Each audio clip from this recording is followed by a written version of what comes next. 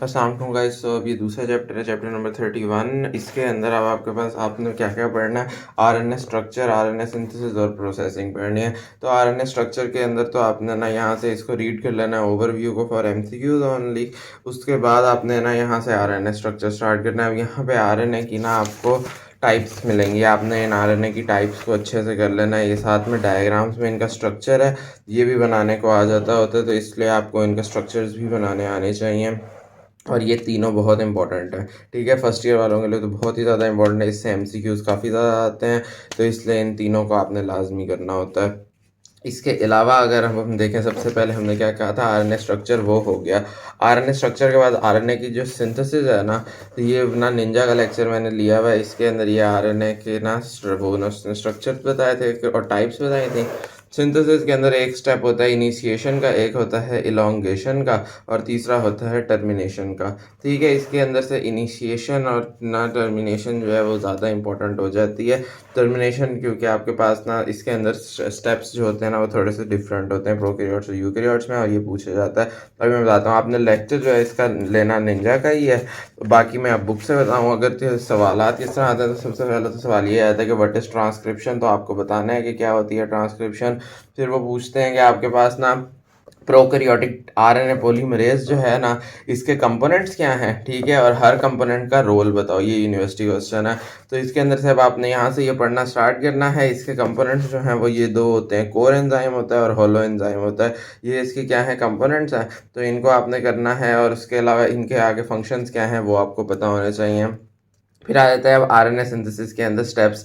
तो बस आपको इसके स्टेप्स को मेजर मेजर वही आप निंजा का लेक्चर देख लोगे, आसानी से हो जाएगा। अच्छा, आप जब वो प्रोकैरियोटिक आरएनए पॉलीमरेज के ये वाले करोगे ना, ये साथ में आपने ना ये भी बताना है, इसका ये और डायग्राम भी बनानी है, और ये डायग्राम इंपॉर्टेंट है, बहुत इंपॉर्टेंट है, बनाने के लिए आ जाती है, तो इसको लाजमी अच्छे से कर लेना है। फिर यहाँ से अब आपने स्टेप वाइज तो कर ही रहे हो, ये यहाँ से ना ये चीज़ आती है कि ये सीक्वेंसेस इनिशिएशन के अंदर आपके पास ना कुछ ये प्रोमोटर रीजन्स और ये सीक्वेंसेस होते हैं। टाटा बॉक्स आप लोगों ने पहले भी एफएससी में भी पढ़ा होगा। प्रिब्नो बॉक्स होता है, तो -35 सीक्वेंस होता है, ठीक है ये। और इसके साथ ही आपके पास ना ये प्रोमोटर रीजन्स की ये डायग्राम जो है, इसको आपने अच्छे से करना है, क्योंकि ये भी अलग से पूछा जाता है।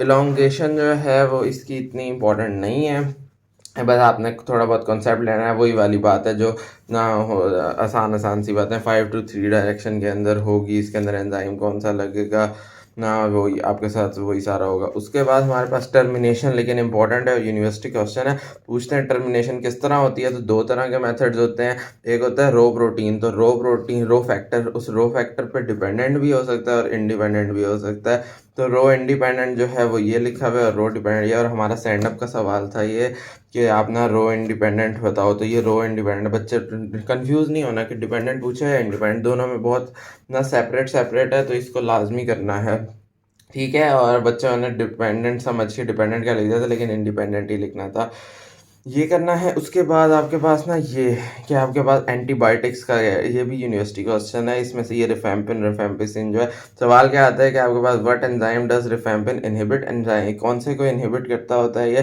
तो ये वही आरएनए पॉलीमरेज को इनहिबिट करता होता है।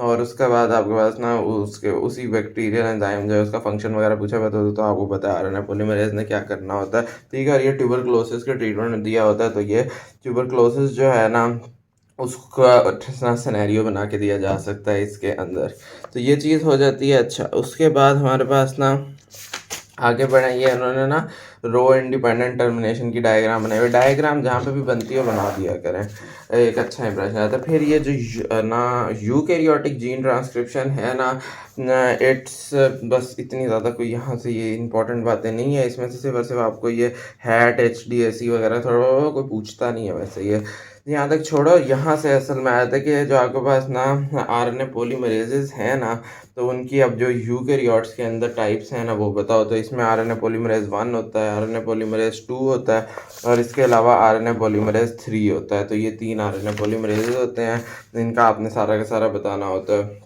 फिर हमारे पास ना अब यहाँ से ना थोड़ा सा ना कंफ्यूजिंग पार्ट शुरू हो जाता है, लेकिन इसका कॉन्सेप्ट ले लेना होता है। यहाँ पे सबसे पहले तो उन्होंने यही बताया हुआ है कि इसके भी प्रोमोटर्स होते हैं, प्रोमोटर्स इसके थोड़ा चेंज होते हैं। इसमें वो वहाँ पे पिग्नो बॉक्स था, यहाँ पे हॉगनेस बॉक्स होता है। इसके अलावा वहाँ पे वो -35 था, यहाँ पे -25 न्यूक्लियोटाइड वाला सीक्वेंस होता है, ये चीज़ है। ठीक है, फिर आपके पास ना अब यूकैरियोट्स के अंदर ना आपके पास कुछ होते हैं ट्रांसक्रिप्शन फैक्टर्स, कुछ होते हैं जो कि होते हैं जनरल ट्रांसक्रिप्शन फैक्टर्स, कुछ होते हैं जो होते हैं स्पेशल ट्रांसक्रिप्शन फैक्टर्स। तो ये जो है ना जीटीएफ यानी जनरल ट्रांसक्रिप्शन फैक्टर, एसटीएफ हैं, इनको आपने देखना है और ये एक दूसरे पे किस तरह असर कर रहे होते हैं, ये चीज़ें जब आप निंजा का लेक्चर देखते हो ना तो वो बेसिक कॉन्सेप्ट इसका दे देता है। बाकी आपने इधर से देखना, ना समझ आए इसकी तो ब्रेनलेस का लेक्चर लगा लेना, वो भी समझा देगी है। उसके बाद हमारे पास ना रोल ऑफ एनहांसर्स, ये अलग से पूछा जाता है कि आपके पास रोल ऑफ, ये बल्कि मुझे याद पड़ता है किसी ने हमारे से वाइवा में ये पूछा था ये रोल ऑफ एनहांसर्स क्या होता है इसकी, ये आपके पास ना डायग्राम भी बनी हुई है और साथ में ये रोल ऑफ एनहांसर्स है, तो इसको देख लेना। मोस्ट इम्पॉर्टेंट हैं पोस्ट ट्रांसक्रिप्शनल। इस चैप्टर में से अगर सवाल आता है तो ये लाजमी आता है, पोस्ट ट्रांसक्रिप्शनल मॉडिफिकेशंस। ठीक है, पोस्ट ट्रांसक्रिप्शनल मॉडिफिकेशंस।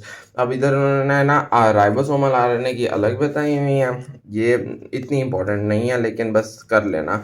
इसके अलावा ना उन्होंने ट्रांसफ़र आरएनए की अलग बताई। ये ट्रांसफ़र आरएनए वाली हमारा प्रॉफ का सवाल था कि ट्रांसफ़र आरएनए और यूकैरियोट मैसेंजर आरएनए दोनों की बतानी थी। ट्रांसफ़र आरएनए का आपने थ्योरी को देख के उसके बाद असल में ये डायग्राम जो है ना ये बहुत इंपॉर्टेंट है। ठीक है, तो ये वेरी इंपॉर्टेंट ट्रांसफ़र आरएनए। और मैसेंजर आरएनए तो वैसे ही जाना माना सवाल होता है ना मैसेंजर आरएनए के ऊपर। जिस तरह वो आपको पता है 5 प्राइम पे कैप लगती है, 7 मिथाइल ग्लूकोनासोन की कैप लगती है और ना टेल पोली ए टेल बनती है दूसरी तरफ पे 3 एंड पे। अगर आपने निंजा का लेक्चर भी लोगे तो ज़्यादा अच्छे से चीज़ें समझ आ जाएंगी कि पोस्ट ट्रांसक्रिप्शनल मॉडिफिकेशन जो है, तो इसके अंदर आपके पास सबसे पहले यहाँ पे कैपिंग हो रही है, फिर यहाँ पे वो पोली ए टेल बन रही है।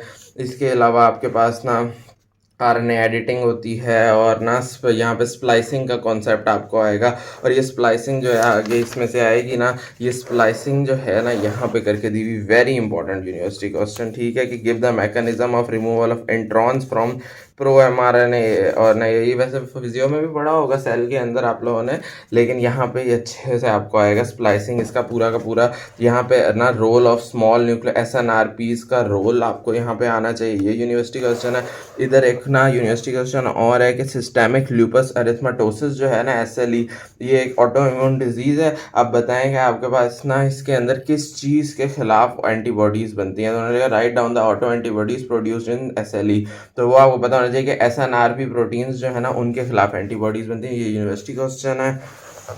और उसके बाद यहाँ से ना ये स्प्लाइसिंग जो थी इसकी ये डायग्राम अच्छे से करनी है और ये डायग्राम बनानी भी है पेपर के अंदर, ये इंपॉर्टेंट है स्प्लाइसिंग की। बाकी आगे वाला कोई इतना ख़ास इंपॉर्टेंट चीज़ें नहीं है, रीड शीट कर लेना बस, और कुछ नहीं करने की ज़रूरत। ऑल्टरनेट स्प्लाइसिंग का पता हो कि ये कहाँ होती है, ट्रोपोमायोसिन वगैरह में होती है। ये चैप्टर जो था ये कंप्लीट हो गया, समरी वगैरह देख लिया करो।